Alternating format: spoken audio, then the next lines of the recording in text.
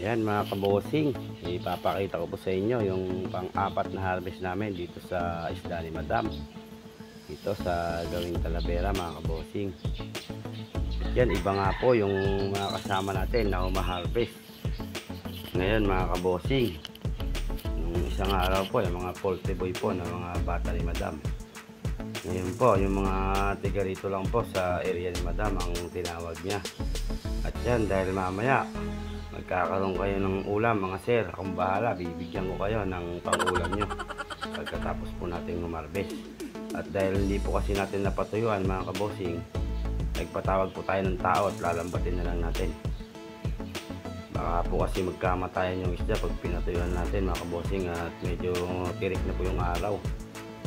Dahil sabi po namin napahigupan na po kagabi, hindi po napahigupan, kaya lalambatin lang natin. Yung matitira talagang ganun po. At ibabalik din po natin dyan sa area na yan yung mga nakuha po natin na undersize, para maganda po yung kita na yan. Kumakaway pa si Kuyang, big shoutout sa inyo sa mga nakasama namin nung araw na yan mga kabosing. Salamat at sinamahan nyo kami sa pag-harvest sa isda ni Madam. Yan po si Kuyang, kumakaway-kaway pa. Yan, by December po may schedule po kami dyan sa gawing Isabela, sa mga taga Isabela po dyan. Kung gusto nyo pong magpasabay ng good quality fingerlings, PM nyo lang po ako mga kabosing. At kahit anong fingerlings po yan, PM nyo po ako mga kabosing. At marami po tayo dyan na mga stock mga kabosing sa iba natin mga kasamahan. Kung ano nga po ba yung order ninyo mga kabosing, PM nyo lang po ako mga kabosing. At makukuhanan ko po kayo rito sa gawing Muñoz, Nueva Ecija. Sa quality naman po, hindi kayo talo mga kabosing. 10% mortality po tayo. Big shoutout po sa mga naging customer namin dyan, lalong lalo na dito sa Nueva Ecija. Salamat po sa tiwala mga kabosing at sa pagtangkilik ng aming good quality fingerlings. Sana patuloy niyo pa po kaming suportahan o tangkilikin ng aming good quality fingerlings mga kabosing. At inisigurado po namin sa inyo mga kabosing na quality po ang ibibigay namin sa inyo na pangalaga mga kabosing.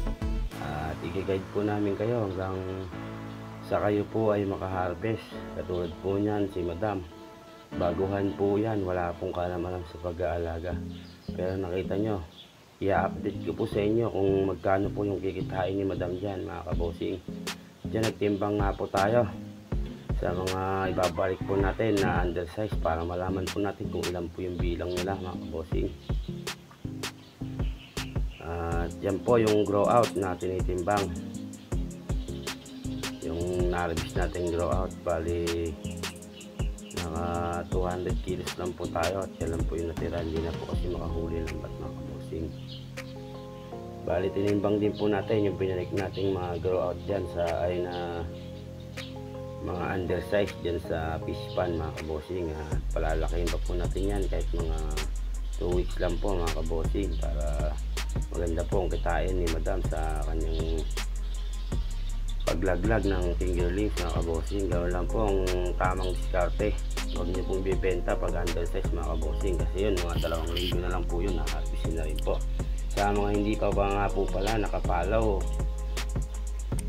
sa page ni Boss Binmar TV, pa-follow po, subscribe, like, follow, and share po. And salamat mga kabosing, ingat po tayong lahat, God bless.